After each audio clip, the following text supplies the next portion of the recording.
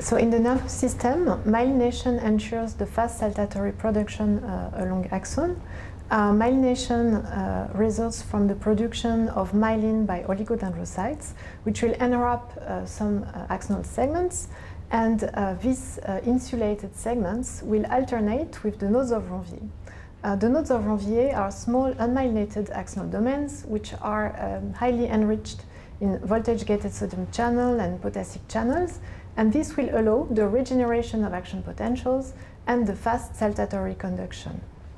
In multiple sclerosis, which is an inflammatory demyelinating disease of the central nervous system, demyelination is associated to the disruption of nodes of Ranvier, and this leads to a reduction in conduction or eventually a failure, which will induce functional deficits in the patients. An endogenous repair process exists, but it's only partial, and with time some neuronal loss will occur.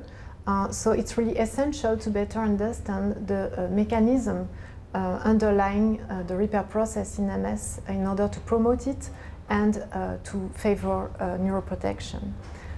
So the nodal reclustering can occur early in the disease, which suggests that it could actually be implicated in the remyelination process. And some other cell types, apart from neuron and the myelinating glia, are also very important for remyelination, in particular the microglia, which correspond to the resident immune cells of the central nervous system.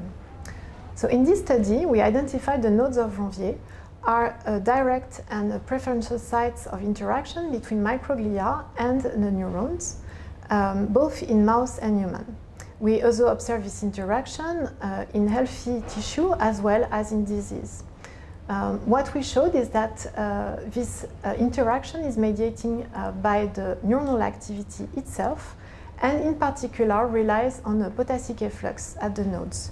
When we disrupt this signal or it's read out by microglial cells following demyelination, we observe that microglia tends to stay more pro-inflammatory and that it correlates with an impaired remyelination.